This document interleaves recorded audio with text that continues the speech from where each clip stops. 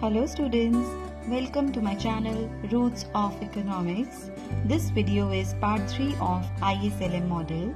In part 1 and part 2, we have already covered in detail about the IS curve. So let's start with the LM curve.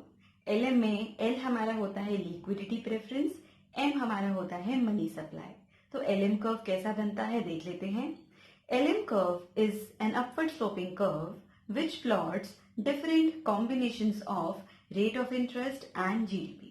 जहां पे हम y axis पे लेते हैं rate of interest, x axis पे हम लेते हैं real GDP. तो डिफरेंट रेट ऑफ इंटरेस्ट और जीडीपी के कॉम्बिनेशन से हमारा बना LM curve and all the points on the LM curve shows money market equilibrium. That means कि यहाँ पर सारे पॉइंट्स जितने भी पॉइंट्स हमने LM कर्व के ऊपर बनाए हैं वहां पे हमारा मनी डिमांड मनी सप्लाई के इक्वल है. जैसे कि हमने आईएस कर्व में पढ़ा था कि वहां पर भी rate of interest and GDP के कॉम्बिनेशन थे, लेकिन वो कर्व कैसा था, डाउनवर्ड स्लोपिंग. और उस कर्व के ऊपर जितने भी पॉइंट्स थे वहां पर हमारा सेविंग और इन्वेस्टमेंट इक्वल थी. सिमिलरली एलएम कर्व कैसा है, upward sloping, rate of interest और जीडीपी का कॉम्बिनेशन. लेकिन यहाँ पर सारे पॉइंट्स क्या सिग्निफाई करते हैं, money demand equals to money supply. So this was the definition of LM curve, the diagram of LM curve and the shape of LM curve. Now let's move further. जैसे IS curve को derive करने के लिए पहले हमने base पढ़ा था, वहां पे हमने इन्वेस्टमेंट को इन डिटेल पढ़ा था. सिमिलरली एलएम कर्व की डेरिवेशन से पहले आपको ये समझना है कि डिमांड फॉर मनी का क्या मतलब होता है. डिमांड फॉर मनी का रेट ऑफ इंटरेस्ट के साथ क्या रिलेशन होता है और उसका फर्दर जीडीपी के साथ हमारा क्या रिलेशन बनता है. So let's start. Demand for money and rate of interest, इसके बीच में क्या रिलेशन बनता है, ये आपका बेस तैयार करेगा एलएम कर्व की डेरिवेशन को करने के लिए. So students, demand for money क्या होता है कि आप मनी की डिमांड कर रहे हो. इसका क्या मतलब हुआ, तो यहाँ पर मनी को हम दो तरीकों से अपने पास रख सकते हैं. एक तरीका है कि हम मनी को कैश बैलेंस की फॉर्म में अपने पास रखें, जिसको हम कहते हैं मनी बैलेंस या नॉमिनल बैलेंस. दूसरा तरीका है कि आप अपने पैसे को जाकर इन्वेस्ट कर दें, किसमें, बॉन्ड्स में. आपने बॉन्ड्स खरीद लिए, आपने अपने पैसों को कन्वर्ट कर दिया किसमें, बॉन्ड्स में. यही दो तरीके हम यहाँ पर लेकर चल रहे हैं, मनी बैलेंस जिसको हम नॉमिनल बैलेंस कहते हैं, और दूसरा तरीका क्या है कि बॉन्ड्स में जाकर आपने पैसे को इन्वेस्ट कर दिया. क्लियर.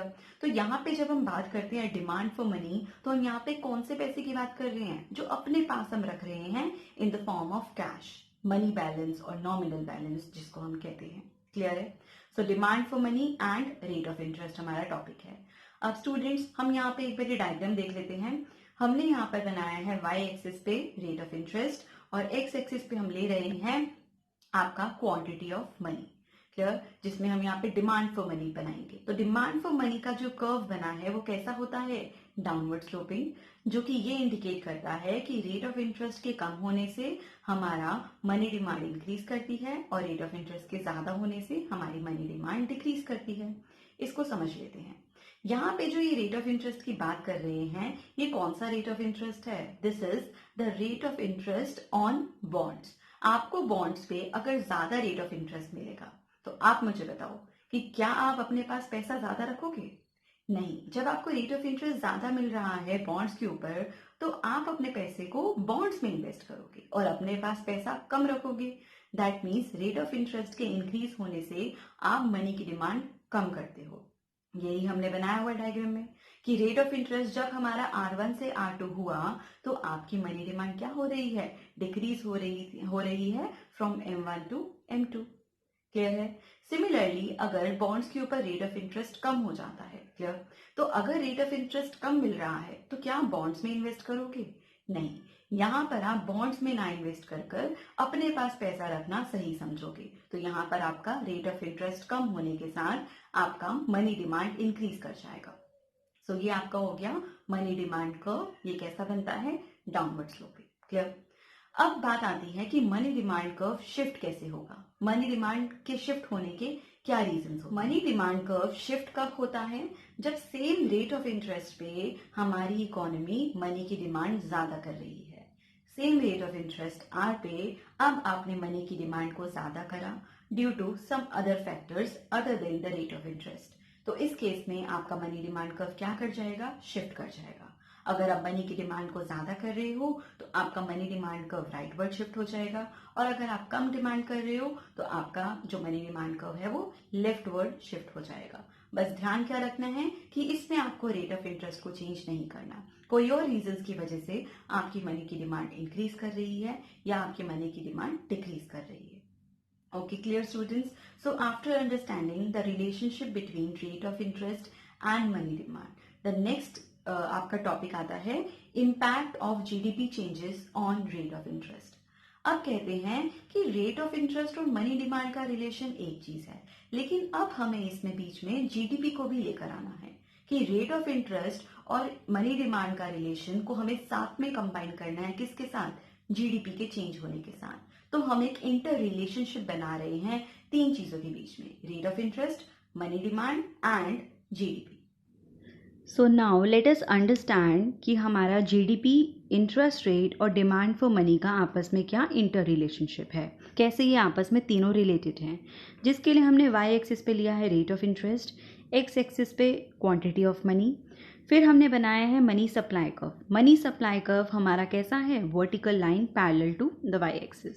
मनी सप्लाई हम ये मान के चलते हैं कि इकोनॉमी में एक पॉइंट ऑफ टाइम पर आपको गिवन होती है, बिकॉज सेंट्रल बैंक डिसाइड करता है ऑटोनॉमसली कि कितना हमारा मनी सप्लाई होगी इकोनॉमी में। So money supply is always given for the economy, तो इसलिए हमने इसको मान लिया fixed, that is why we have drawn parallel to the Y axis. Then बात आती है कि हमारा मनी डिमांड फंक्शन क्या होगा।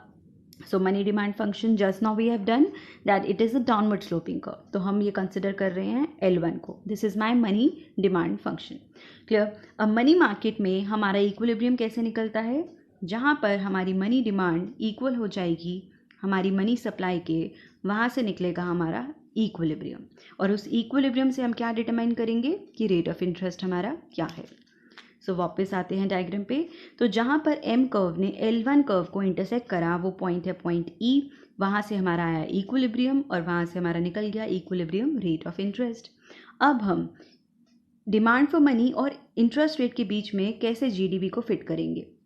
तो हम कहते हैं कि हमारी जीडीपी में क्या हो रहा है? इंक्रीज़ हो रहा है।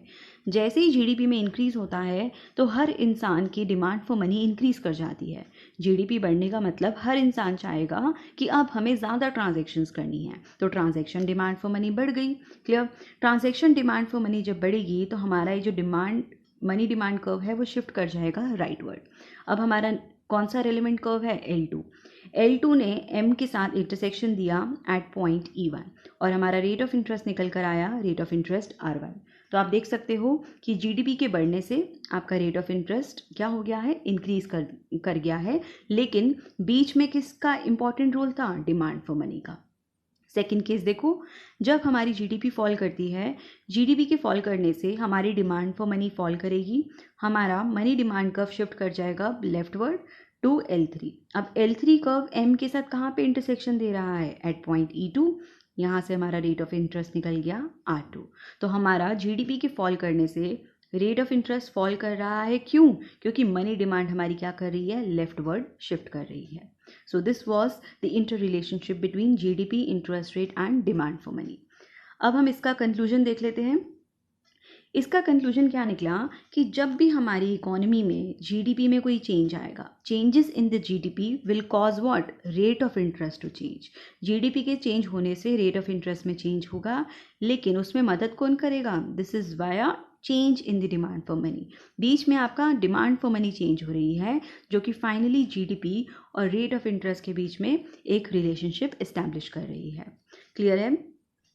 नेक्स्ट हम देखते हैं कि अल्टीमेटली ये प्रोसेस होता क्या है, व्हाट इज़ द बैकग्राउंड।